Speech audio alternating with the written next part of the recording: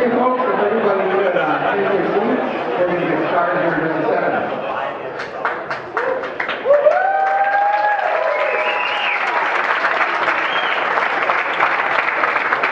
Well, thank you. I haven't even said anything yet. I'm Donald Trump, running for president. And all of you are the stupidest Trump. No. I'm Dave Cieslewicz. I'm the executive director of the Wisconsin Bike Fit.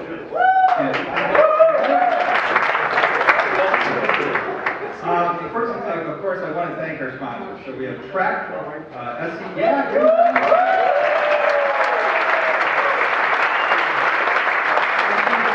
Brian Nealon is here for us.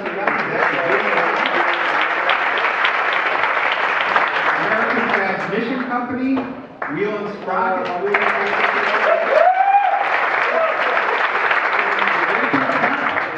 Walk Breakers, and IS Corp. The IS Corp team.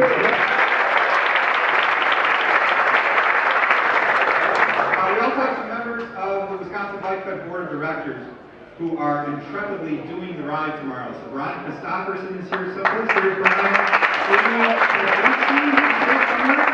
I think Dave Jablonowski, so give him a round of applause.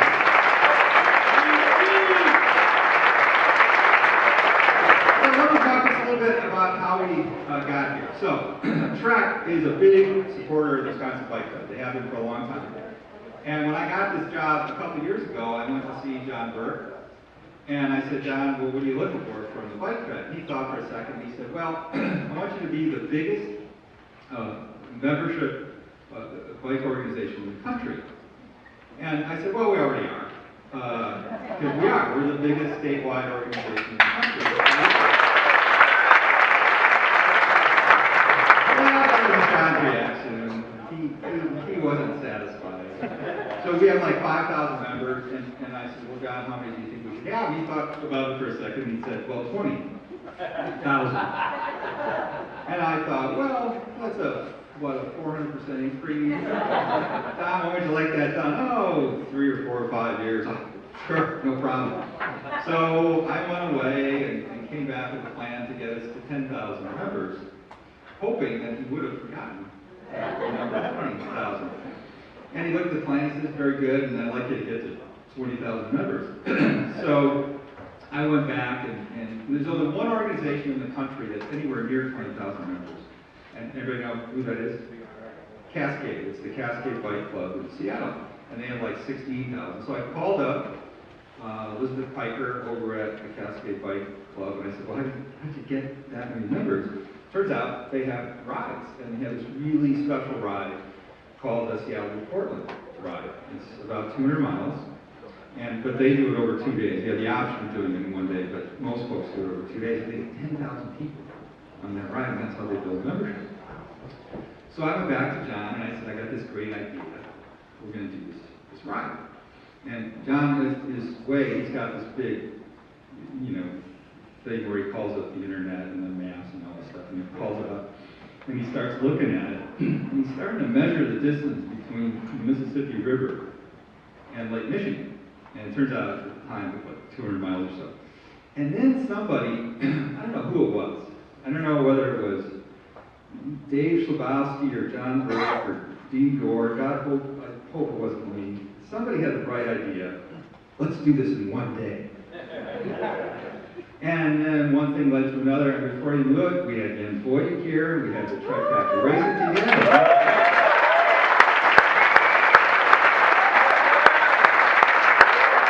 And before you knew it, it was this epic ride across Wisconsin.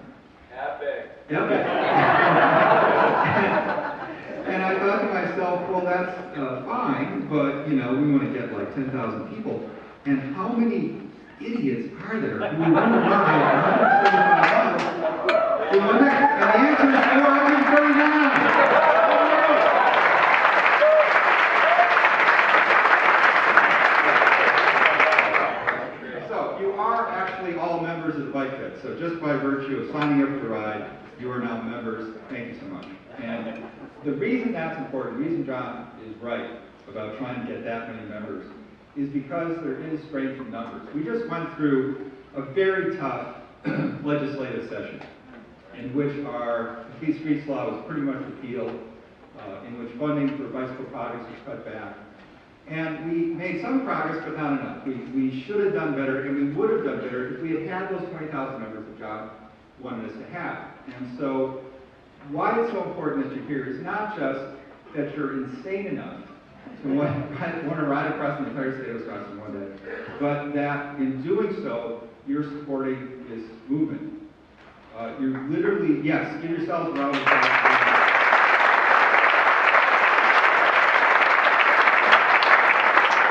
Literally, it means more people on bikes. And if we have more people on bikes, more members of the bike fed, more people thinking about those issues when they decide what candidates they're going to support, who they're going to vote for. The more we have, the safer it's going to be for everybody, the more places you're going to have to ride. There's literally strength in numbers. And so the fact that you're here doing this ride is tremendously meaningful and important to us. And on behalf of everybody at the Bike Fed, thank you so much for doing this.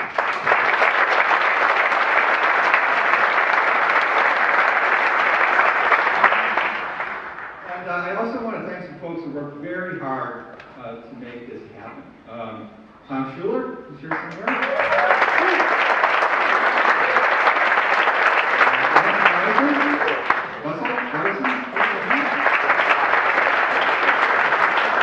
Wendy Hanna, who's out.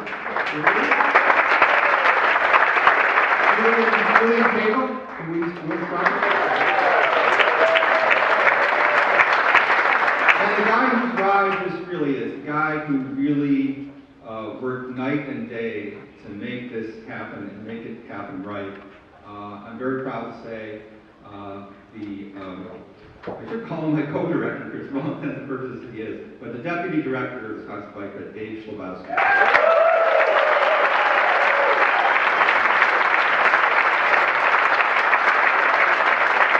Okay, so now I get to do something that's a lot of fun. So a lot of what happens, that happens right in the area of bicycle advocacy happens because of the support of Trek. There are a whole lot of other folks who do that. The industry as a whole is wonderful, but really it's Trek's leadership that makes so much happen. You're here today in large part because of the vision that Trek has. And it's not just this sort of amorphous company run by some great board of directors. It's run by a really singular individual, somebody with vision, somebody with passion, somebody who annoys executive directors by trying to get them to 20,000 members when they only have 5. So I'm very pleased to introduce John Burke.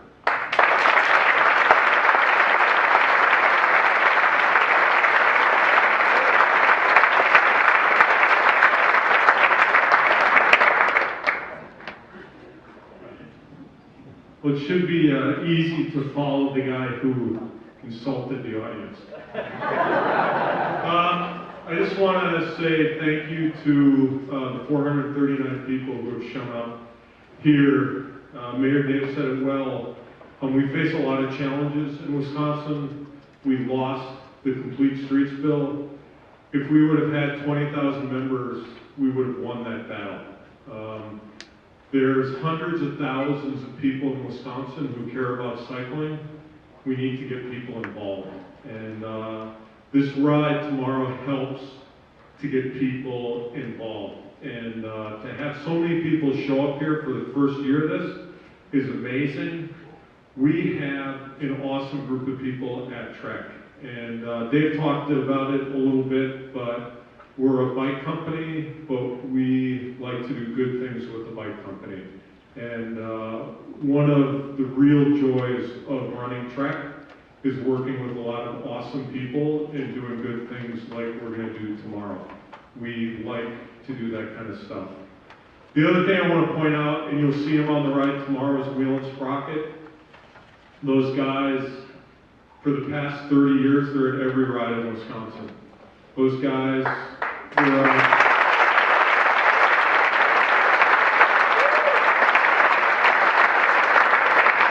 those guys are always there. And so make sure you thank the guys from Wheel and Sprocket because they do a really awesome job. I want to talk a little bit about safety. Hard to believe, but I do a lot of these big rides, and I just want to make sure everybody's safe out there tomorrow. So a couple of things to know. One is, it is not a closed course. There's going to be automobiles out there, there's stop signs out there. Obey the road laws out there. Don't ride two abreast unless there aren't any cars around, then feel free, but as soon as you see cars coming up, ride single file. That's a good thing, and most importantly, and I know this from experience, is where accidents happen, it's guys going down hills. Okay, so if you're in this room and you're a guy, when you are going downhill tomorrow, just take it easy. Most of you are going to be out there 10, 12, 13 hours tomorrow. You're going to pick up 23 seconds going down a big hill out of control. It's not worth it. Put that effort into the climbing. All right, that will pay off. All right, and that's it for me. Thank you so much for being here. The people who show up make a really big difference. So now we want to get to the good part of the show, and I want to introduce Robbie Ventura. Robbie is the head of Vision Quest, and he's also a media personality, does a lot of cycling races, and an overall good guy. So welcome, Robbie.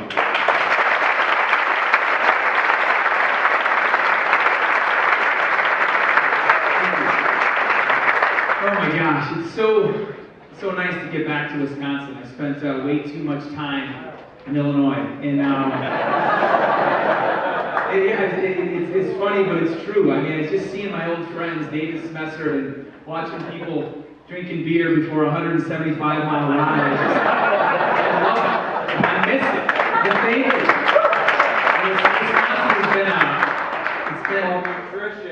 It's been good nutrition, carbo loading. No beer on the course. It's going to go with that going downhill fast thing. It's bad. No, but Wisconsin is special for me. This place, Dubuque, is special for me for that matter. I played hockey here and went to Loras College. I grew up and was born and raised in Kenosha on the Velodrome. It's just, to do this trip again on a bicycle is going to be incredible.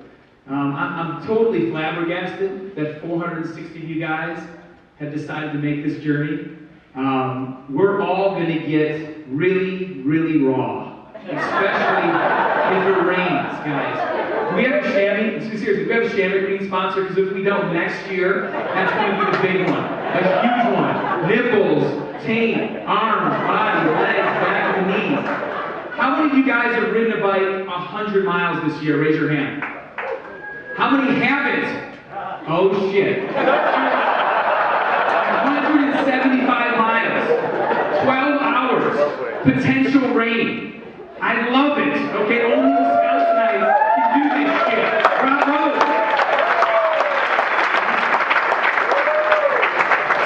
I'm going to give you guys just 5 quick things, 5 quick tips, and then we're going to get to the good people here. We've had great people talk, but ultimately, we all want to hear from our guys. But the first thing, guys, I want to echo what John said. Be safe tomorrow. It's not a closed course. Obviously, go down the hills at moderate speeds, but keep your head up. After 5 or 6 or 7 or 8 or 9 hours, our brain gets a little bit cloudy.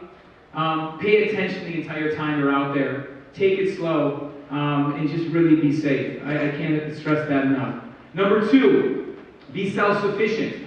There is great support, but it's 175 miles, and trying to support 500 people over 175 miles is going to be hard. So make sure you have stuff to fix your flats. Make sure you have a map and a cue sheet. It's going to be well marked, but who knows? Rain, all kinds of stuff. The markings could go off. So have that cue sheet with you, and make sure you have proper clothing. Something for the rain, glasses, all that kind of good stuff. Number 3, so we got safety and be self-sufficient. Number 3, hydration, nutrition. It's a long day. If you guys eat and drink throughout the day, you're going to make it, I promise you. If you want a rough estimate, 200 to 300 calories an hour and a water bottle every hour is kind of a good rule of thumb. And don't start drinking and eating when you get hungry or thirsty. Start in that first hour. I promise you guys, if you can nail nutrition and hydration, this ride's going to be a good time. You're going to make it to the finish. Number 4. Wow, what is number 4? Number 4. Holy cow. Pacing yourself. Pace yourself throughout the day. These Trek guys can tell you, if you go as hard as you can in that first hour, you're going to have a miserable last 11 hours, I promise you. Nice and steady from start to finish, guys. If you can get in the pack and draft a little bit and you're comfortable doing that, do that as much as you can. But please, take your time out there. Most of us can't keep up with Jens for 2 minutes, let alone 12 hours. So if you look down at your computer, you're doing 25, and the best you've ever done for an hour is 15, you're going to be in trouble. So pace yourself, right? That's number 4. And number 5 is an interesting one. And this is what's really going to take this ride over the top for you. Schuler, Dave Ass, you guys have done a great job creating a great course for a great organization, the Bike Fed. Everyone's going to feel so good out there. We're going to drink a lot, we're going to ride a lot. But I promise you to do this one thing. It'll take this ride from good to great. And that is, help somebody out at some point during the day. It might be helping them fix a car. It might be bringing them some food. It might be sitting on the wheel and go a little slower and stable. You look like you're struggling. It might just be saying, wow, you look lean and thin today. I love that. If you see me and you tell me I look lean, it's going to make my ride. I promise you that. Maybe you look great. Keep it up. You're doing a great job. It'll do more for you than it will for them in the long term. That little bit of helping each other out. That's what Wisconsin people do. That's what I miss about riding in Illinois. Seriously. Take care of one another out there. It'll make it a great day. Now, on to our guests. So what are the 5 again? Just real quick, I got to review because I'm going to forget myself. Be safe, be self-sufficient, nutrition, hydration, pacing, and help somebody out. Number 6, chamois cream. Chamois cream, all over. Not just there. I'm telling you. If you have bibs, they'll rub your raw. Okay. First and foremost, we have 3-time Ironman champ, Lindsay Corbin, who's going to be out with us. Please stand up.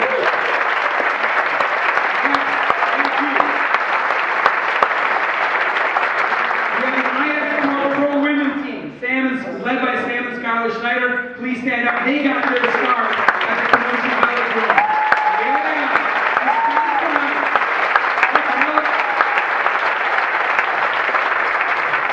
This is freaking incredible. Kelsey Reagan and Jessup Keene, please stand up if you're out there. God, I hope you're out there. There they are, little guys. Don't clap yet until you hear what the heck these guys did.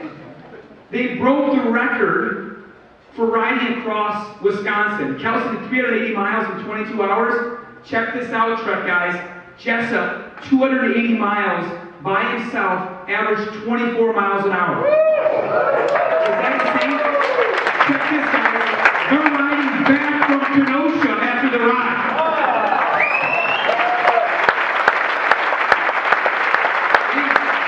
Bravo. We got our Trek boys. We'll start with Bob Malema. Stand up. Tour de France, 7th place. Here from the Netherlands. Stand up.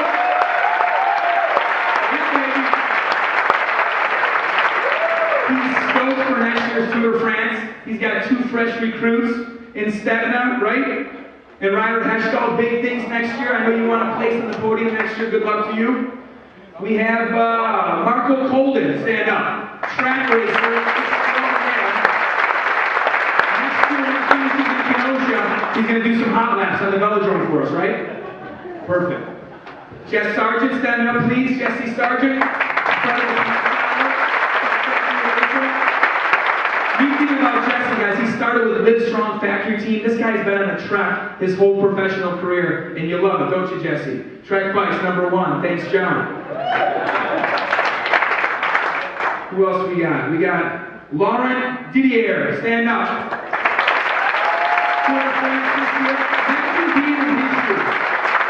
His father, 6 Tours de France. Unbelievable pedigree. Followed up nicely. Won a staging tour of Colorado last year. Congratulations, that was an awesome and good job. Christophe Vandenwall from Belgium. Multiple national champion of Belgium. Young kid, looks for huge things, world championships maybe. Top 3. Come on, baby. You got this.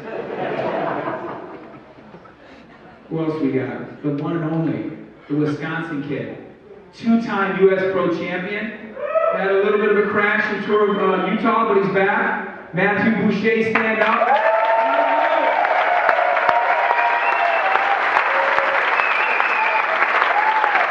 If you guys have a question for Matthew at some point, please let us know. We'll get him up here, hopefully say a few words. We have the legendary Kim Anderson, the director of sports. Eve, stand up, Kim. Kim, babe. Many great teams. Lots of good stuff, guys, but did I get everybody? Please tell me. Okay, we're missing one guy, I think, right? One guy? The legend, guys. I mean, I've known this guy for a few years. I've had the opportunity and the chance and the beauty of interviewing him on several occasions. He's truly what I think one of the most special athletes that's ever graced the pro peloton. He's had a career that has spanned 2 decades. That is a lot of 175-mile rides. That's a lot of them. 2 decades. And what's amazing about this guy is that he has been able to create such a high level of excellence for 20 years. That's incredible. 20 years, this guy has won races from his first year to his last year. He's done 17 Tours de France, but more importantly than all that, he's won our hearts because of his passion, because of his honesty and his integrity, and just his unbelievable excitement to watch him ride on a bicycle. So without any further ado, let's bring up Jens Voigt.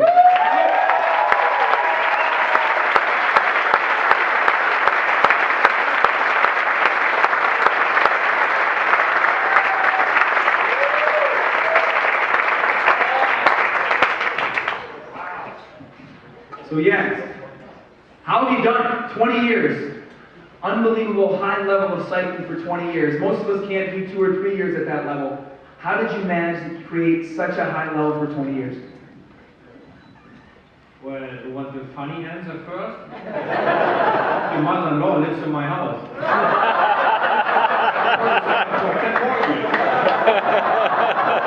I was actually lucky enough that I discovered something that I love to do, that I do with passion. I was in a lucky position that I could turn my passion into my profession.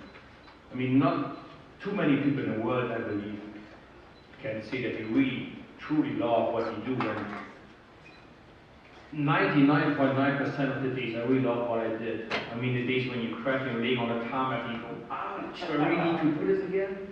You don't like it maybe so much, but normally, I mean, my office is being out on the fresh air, listening to the birds singing along, and that's my office. So I was lucky. I loved what I did.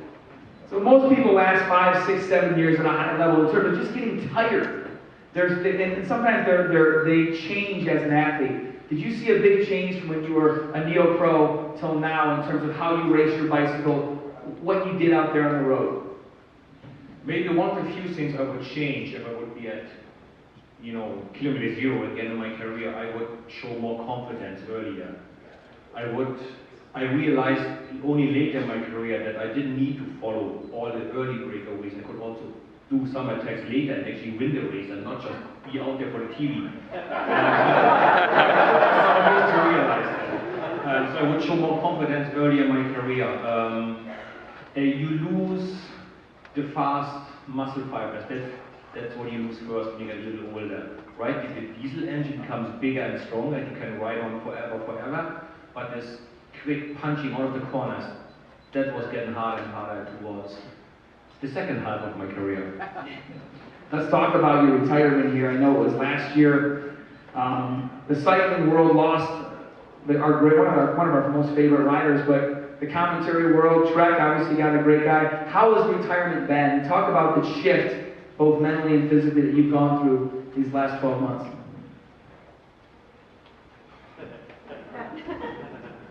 You've had to have this question before, guys. Come on! Definitely I did. Retirement is treating me really well. It's nice. It's a lot of new jobs, new opportunities. I mean, I'm still involved with the team, with the track bikes. I did some commenting for NBC during Tour de France. I'm still working. I hope all of you understood my comments and my accent, all the words I said. I'm still working on my book. It's an English-only book. We actually thought we'd get it out on Christmas this year, but maybe we do it next year Tour de France. We missing, I think, about 5 to 10,000 words. We are still need to write more. We aim for 75,000 words. We are at 65 to 70,000 words, so we need to add a little more. But it's in English only. We do it with Rodale Publishing. We do also B-Cycling, I believe. So we have the rights for the UK. We work on Australia, so the English-speaking part of the world is pretty much covered. So yeah, trying to make my little Vigendi Blacks t-shirt company a little bigger and better. So lots of different things, and also my wife had to do this from here to New York. So I'm still working on it after me. So life is pretty busy. It's actually more busy than I thought. I thought I retire and I go fishing 5 days out of 10. Only a few days ago I actually paid my license for this year's fishing. So obviously I haven't been fishing since January. So it's still a lot of action in my life. Is it harder than the action when you're a professional? Is training more difficult? Or is all this stuff, the Grand Fondo, the book and all this, what's more difficult? Well, I have more time for other things because I cut down the training to next to 0 almost. Yeah. Not so much. Well, every time I want to go, like especially now the kids have school holiday and I want to touch the bike, my kids go, Dad, are you insane? You were retired, you don't need to train anymore. Stop that. Sorry. So no permission to train so much. I do some running and minimum to maintain a little bit of fitness. And that is the only part where I really struggle in my retirement. You realize that you become normal and mortal. And like you say, 20 years, it was not my job to be mortal or normal. And now you come back to that and realize, oh yeah, I'm a normal human being now. And it's the first time in my grown-up life that I have more than 10% body fat, and it's a shocker. Tell me he looks lean tomorrow, please. I still struggle with it. The lack of fitness. Normally, as a professional bike rider or athlete of any kind, I mean, Lindsay must feel the same. You wake up in the morning and you feel ready to take on the world. And now you go, I walk down the stairs from the bedroom to the kitchen. You go, oh, my back is not hurting. It's going to be a good day. It's terrible. It's terrible. Like, now you guys want to say, oh, yes, welcome to a normal life. But it's a new situation for me. Talk about pain. Tell us about the hour record. Talk us through that process, the involvement Trek had, your timing on that, and then just walk us through the pain of those last 20 laps. Well, yeah, talking pain, I believe definitely it was on the podium of my hardest days on the bike. We had that idea as soon as I get the UCI press release that they were modifying the rules. I thought, yeah, I think I'm able to do that. I could. Then I talked to Jordan. He's probably somewhere sitting here. And Jordan said, yeah, let's have a try. So we did some secret testing on the bike track in Roubaix with my road TT bike, and we just put some disc brakes in there. And we tried and looked at some numbers and said, yeah, it's doable. We worked a little bit on position, on your equipment, helmet, and so on. For a while I thought maybe if I don't do the Tour de France, I train during the tour and the first weekend after the tour I will do the hour record. But then I got selected for the tour one more time. And so we organized a little bit later, and then yeah, the day after my 43rd birthday, I did that hour record as the last event as a professional bike rider. We trained a month on that track. We trained a month for it, and the track was really helpful, like having all the special equipment. I mean, they got like a handmade cork, where the chain is on and the back. It's like you got a chain ring. What's that called? Cork, yeah. They got a like handmade cork just so that the chain would be perfectly straight, and I didn't even have oil on my chain. They organized some special graphite powder somewhere, so that would save me another like 1.5 watts. So it was we really put a lot of science and thinking and brain power into it.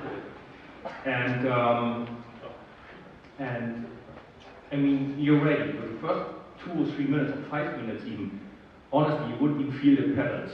You would be so ready and so excited. You had like close to 2,000 people just being there and yelling at you every lap you come by the tribunes. And so at the start, the hardest part was to pace yourself, to slow down and not go full gas all up because you're so excited, you're so ready. And after 10 minutes you go, oh, this is easy, I can do this forever. And then after 30 minutes basically you go, ooh, that was easy. I mean, another half of it, but just getting harder and harder. And yeah, I believe the last 20 laps, I mean, it looked like I'm gonna make it if I didn't crash on my bike, didn't fall in a million pieces. So that helped, it gave me like some confidence and some extra motivation. But I don't have much memories of that. It's just like some blurry fog of just pain and yeah, I don't really remember too much of the last laps because it was just full gas and all out. It's very intense because on a normal time trial, you can freewheel, you can coast, you can stretch your back a little, or there's a roundabout coming up, up and down on the road, but you don't have that on the track and you have a fixed gear, so you can never release or relax any of your body. It's just getting more and more. I mean, by the end, basically everything was hurting. My feet from being in the shoes, my elbows on that position, my neck on keeping my head down. So everything was just in pain, and I couldn't walk stairs for 2 days, and I couldn't walk fast for 4 days after that.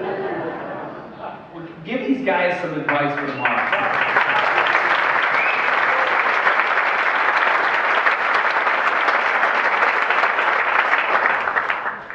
So give these guys, I know I'm nervous about tomorrow's ride. I'm sure a lot of the people in the audience are nervous. Give them a couple of tips dealing with the rain, potentially some adverse weather, what these guys should be thinking about. If we get adverse weather, which we may not, I mean, right? We could get lucky. What things should they do to adjust and just to survive 170 miles potentially in the rain? What I must say, I was pretty impressed by your 5 points because they pretty much sum it up really nice. I mean, that's the most important things, you know. Help somebody, be self-sufficient, pace yourself. Yes, we cannot say that often enough, and be safe. Because I mean, hey, this is all part of our holiday.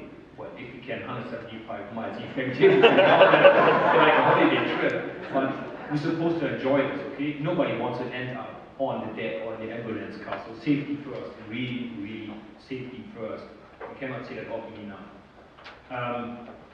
Try to not get caught all alone out there in the wind or in the rain. Try to stay with the group and don't be shy. If you feel not good, go, hey, can you slow down a little and I can stay with you, and then maybe 2 hours later you'll be better than the rest of the group, but you wait for them. So don't end up all alone because that's just frustrating, it's no fun. Have some support, have some help with you. What if they get cold in the rain? Is there anything that you used to do, like wear a hat, maybe newspaper, old school stuff?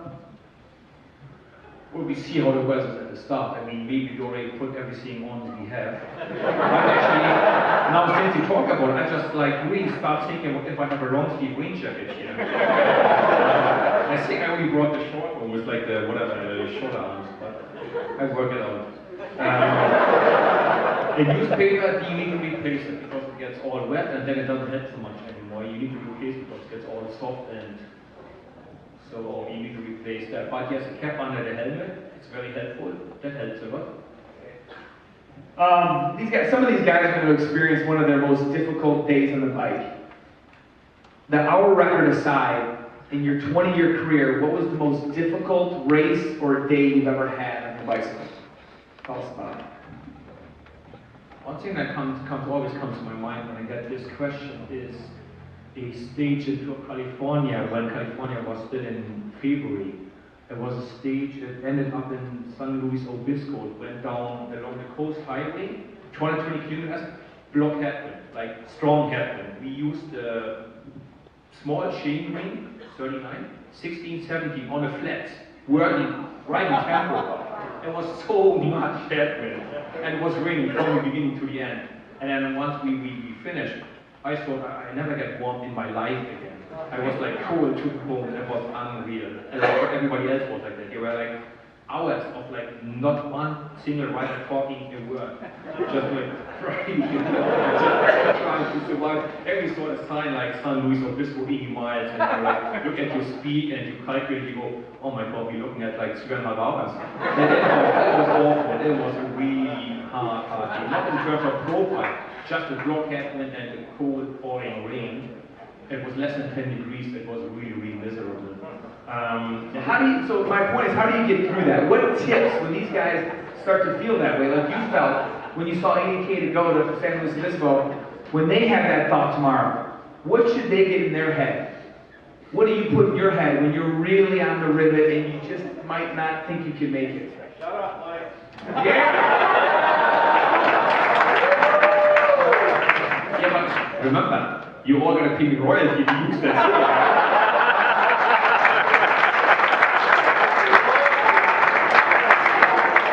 Well, it doesn't work with me anymore. My buddy goes, no, we used it way too often.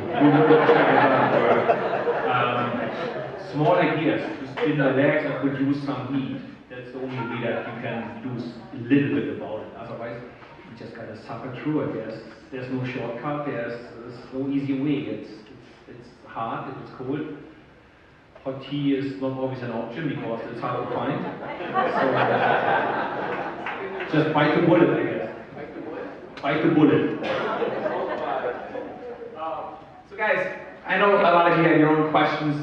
We have, I think Dave S. has a mic over there. If you have a question for Jens, please raise your hand. He'll come over to you, you can ask him a question. But in the meantime, I want to know who in the Peloton, ever in 20 years, there must be one guy that got under your skin on a regular basis that you always had to interact with. Who was that guy, and what did he do that really pissed you off? I always want to ask this question because everybody has someone, if they're bike race, that just gets at them on a regular basis. You're always in the same spot on the road all the time, and it's just he just grinds your gears. Who is that guy? We're in the tree of trust here. You can trust all the Wisconsinites. It's not going to come out on some website, right, guys? Who is it? Well, you never know. We had a rider back in the days, Meta McLean. I think he was going on a lot of people's nerves. I don't think any of our boys are old enough to remember him. Maybe Kim has seen him in races as a sport director, but I don't think any of the riders was already there. He was just, I don't know, we called him the monkey, and I don't think anybody ever liked him. He was just putting his wheel in places where it shouldn't be. And when you say, hey, what are you doing here? Like, this is my space. And then he was just yelling at you and arguing, and he was just causing trouble left and right. Did you guys ever come? No, I did way back when I was an amateur. I got taken out of a race once for the fight. It wasn't my fault. It was all right, it's all the inmates there, right? It's not my fault. But I can take out was Tour Poland or Solidarność Tour, whatever it was called in Poland. And I was riding on the white line. The white line means it's yellow in your country, the end of the road. And there was no shoulder, right? So then there's this guy coming half on the grass and half on tarmac and just like bouncing off me and said, hey pal, what are you doing there? There's no space. I'm on the end of the line. And then he took his hand and hit me, and the fist he hit me on the ear. That was pretty painful. So I said, no man, you're not hitting me. So I stopped him, I braked and stopped him, and then we started to fight, and then we started to fight at the same time, and we got both taken out of the place. Nobody hits me.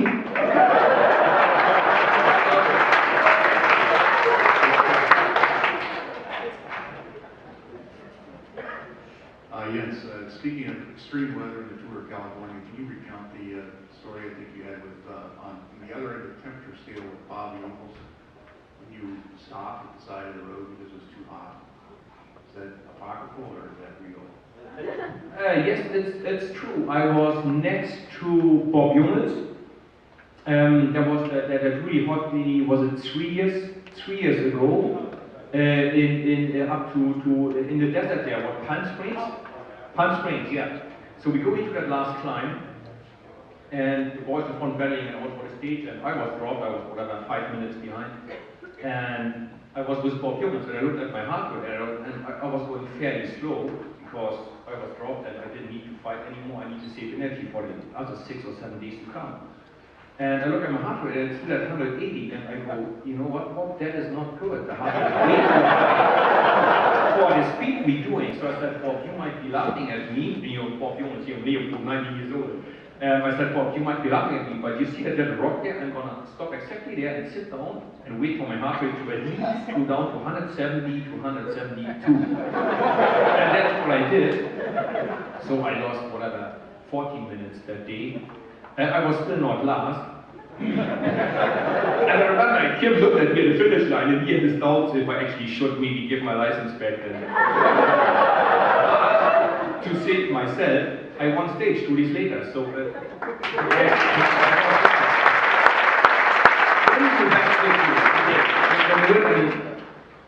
which one do you remember? Which one do you feel the best about? Which one has the most meaning to you? it would be almost unfair. I think it's 65 wins, like UCI races. It would be unfair to pick one over the other. I mean, there's a few really great moments. Winning the 2008 Tour de France with Carlos Sastre, he's in yellow, our team. We actually did bring all 9 riders to Paris and we win the team competition. So there's like 1,000 photographers there. All us 9 riders are on this special extra large podium for the team competition. And they all taking pictures in Paris, beautiful sunny afternoon, the Arc de Triomphe as background. And just there I said to the boys, you know what, we should all retire right here. It cannot get better. Fortunately, we didn't retire, and there was a few more like good moments. Winning Tour of Germany. A race I always liked was 2003 Paris-Bourges. I was leading the team, and both parties were not perfectly happy the way it all went. So I didn't really train that much anymore, to be perfectly honest. Let me think, how was it? The race is on Thursday, I believe, yes. So we had a night out from Sunday into Monday. Yes, we had a big night out, yes. And then on Tuesday, Monday. So Monday we need to sleep and didn't train, or at least I didn't train. Tuesday I did maybe 1 hour. Then Wednesday we fly to the race. And you know how the team gets together for the race and they train, you know, before the race. So I take off from the hotel parking with the team until the first corner, like 5 minutes. And I said, you guys see this coffee shop? I'm going to be sitting there. And when you guys finish your training, you come pick me up and I ride back. So I had 10 minutes training that day. I would be bigger than that. And the burger, I think. So anyway, so next day we come to the race, and back then our sport director, he always started the meeting, who wants to be there in the final. So 8 riders in the camping car, 7 arms go up, except my arm. You gotta know your limits, right? And I said, okay boys, look, I don't have the legs, I don't have the head, I work, I try to go to the feed zone and help the boys at the start, cover the brakes, all good. Okay, so we start the race, and I cover the first brakes, and nothing works, so I'm in the peloton. Then I get dropped in the cross, and I'm like, oh man, I just want to stop. And then we come back, just right at the feet, and we come back, and I take the feedback. You never know, you know, better make sure in case you have to go longer, you take the feedback. So I did that. And then, I don't know, I must have sweated out all that beer and the burgers, and I started actually to feel some energy. So I figured, okay, I follow one more move. And I follow the move. They jump across to the front group. And then the guy, he had no front group. He was bad and sick with stomach or whatever, he fall back. So suddenly I was all in the front group, and I ended up behind the French rider Florent Barr. And you know, when you know rider, you see when you want to get ready for an attack, the way they move their body, they like take a zip off of the bottle and they look around, there's a certain tension in the body, you can see they want to go. And I said, hey, he's gonna go in this village. So I'm on this wheel, turn left, falls flat, we go full gas up there, 3 guys left on the top, and then I won a sprint from the 3, and I won the race. And all the 7 guys, they wanted to be there in the final at the start. None of them finished.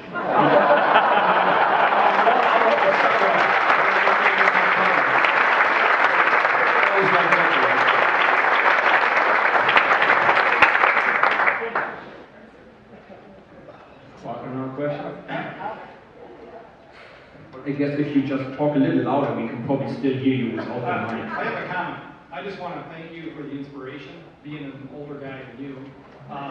You've inspired me to ride harder. So, and I wanted to thank you.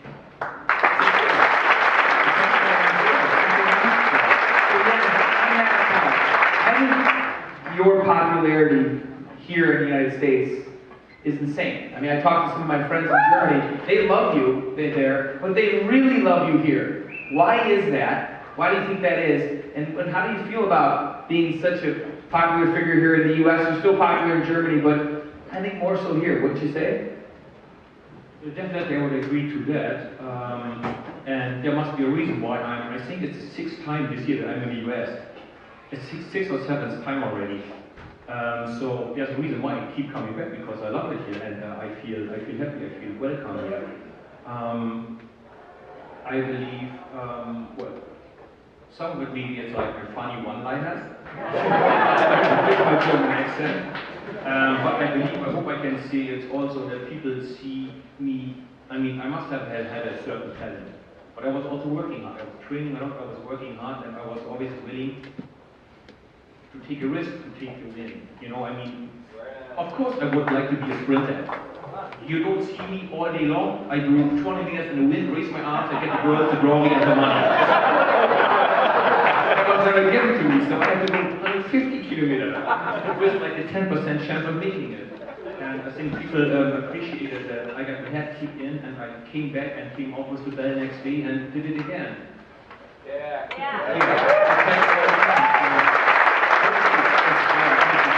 I think that's part of it, but part of it is, we asked him what his most incredible victory was. And it was somebody else's victory. It was Carlos Sastre was his most incredible victory. It wasn't even him. It was in the service of somebody else.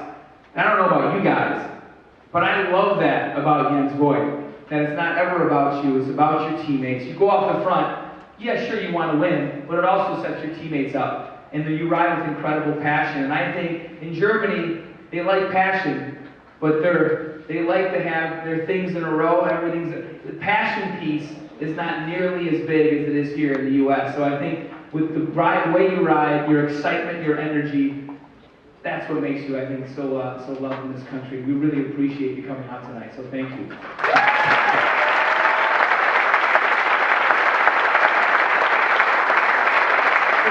we wrap this up, I know a lot of you guys want to reach your bed, get yourselves all set up for tonight. Any tips about tonight? Laying their stuff out, maybe, getting them kind of everything all set up. I know you're going to go to the bars, but these guys are actually going to go to their room and focus on Maybe you about must do it unlike me and you do some stretching.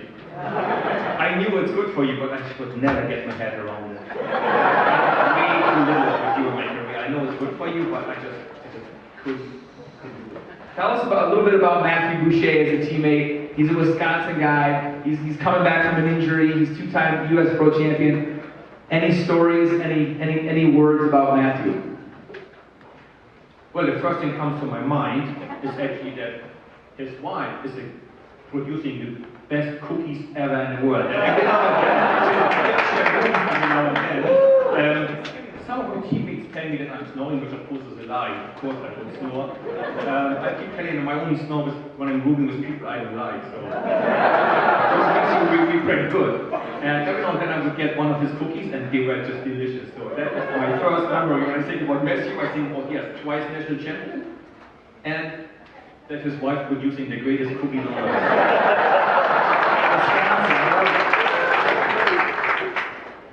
Anyone else? Question for Jens before we roll, before you guys get to bed? Here we go. Take two. We'll do two more.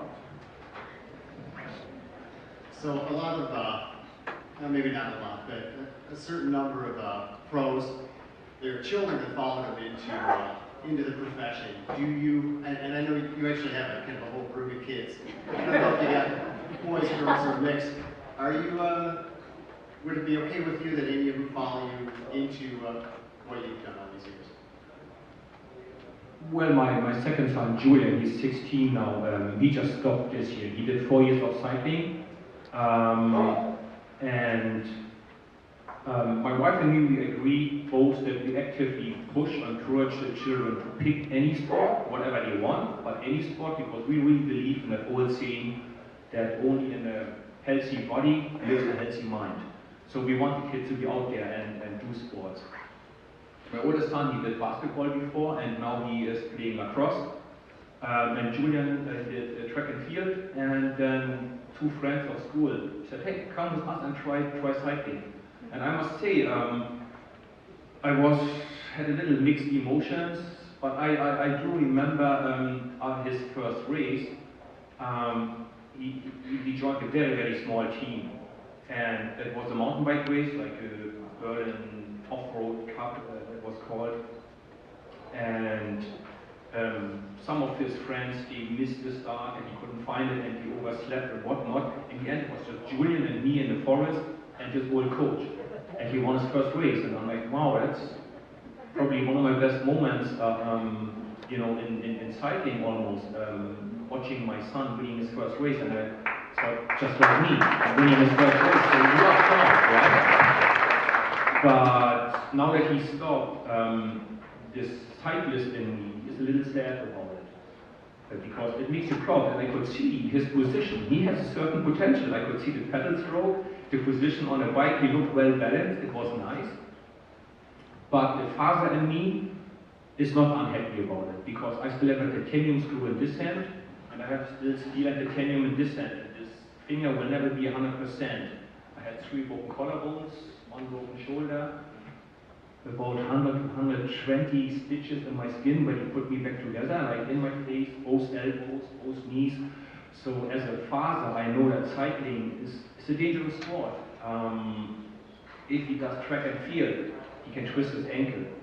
But cycling, it's a hard sport. So as a father, and the same for my wife, we are not unhappy that he stopped. But the cyclist in me goes, ah, damn. The girls are girls, really like horses, and you buy a horse. Can you imagine?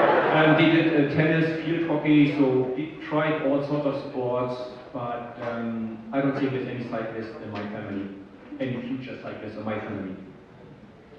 Do one more here? One more question and we'll... So Jens, this year we saw Froome call a timeout at one of the stages of the tour. And so my question is, was he calling for a natural break? And if he wasn't, how do they control when they do take a natural break in the pelotons together? Well, do we have children here? No? Well, sometimes if the house is on fire, you just gotta hold on, or you do it off the bike while you're rolling around. So you're losing 10, 20, 30, 40 positions, but you're not back there.